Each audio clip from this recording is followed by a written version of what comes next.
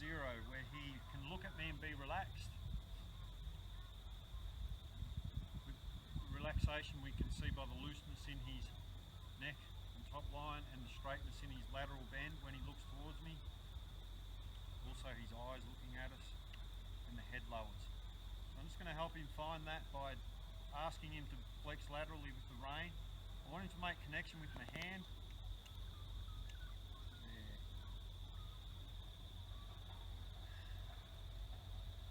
I think people who do clicker training have a target that they teach the horse to touch, and then they click and then treat.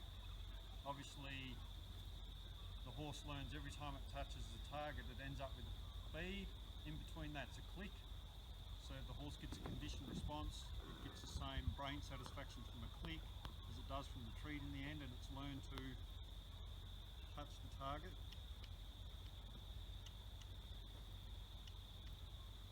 So I'm just going to try and get this guy to touch the target. I'm going to ask him to laterally flex with the rein, but I'm going to move away from him to try and reduce any stressful pressure I might have on him, or to create a little bit of a draw. But this hand touching stuff is something that I realised I was doing after someone was telling me about their clicker training. And it's just something I can do to get the horse's attention and then leave them alone. So they get me leaving them alone's a version of a click and a treat. Obviously it's not as powerful a motivator, me leaving them alone as getting food. But I don't know how to clicker train, but it sounds like the principle is similar. So Roy has been taught his groundwork impeccably. He just knows it really well. Moves off a soft gesture, can disengage off a soft gesture, change directions.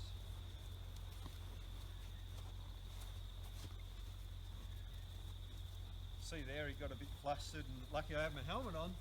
He headbutted me, but he didn't carry on and run off crazy. But it hasn't fixed this. So I don't know if you could see then the bracing in his shoulders. And he's a weird horse. He's curious, but fearful. He'll come up to you, and then if something cracks, he'll bolt. He's really reactive. It's weird. Normally you teach him the groundwork and all that sort of stuff gets dealt with. Like I can walk up to this horse and throw the rope over him. The way he reacts, you'd think he'd be galloping around bucking.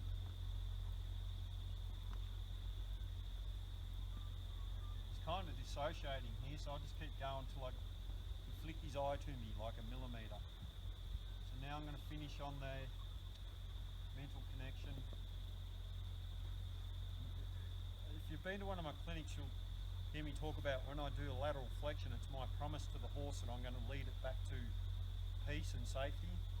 And I think all that starts here, where I'll kind of pester them until they are soft and relaxed, and then I'll leave them alone. Anne and I were just talking about, is that the start of reaching for the contact, where can you show him the barrel stuff? We've just been doing some barrel work with him, and as a reward for going through the gap in the barrels, we give him a rest, not at the same spot all the time, just by having him go through and disengage. I'll show you actually. This is how we teach our horses to jump. Not by forcing them over the jump wall, but by having them go over the jump. That was really nice. See, his feet kept moving through the stop. At the start, he'd just jam his feet in the ground and get stuck, and I don't want him to finish like that. I want to promise him that everything I do is guiding him back to peace and relaxation. And you can see he had a nice lick and chew there. And we were talking about this connection that I offered him.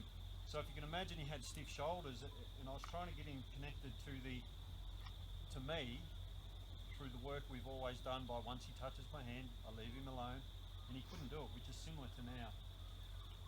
And I want to draw him forward, and he didn't do it quite as good that time, but the first time he come out of his stiffness and actually went long and low, and we're just wondering if that's the very start of teaching a horse to look for the bit.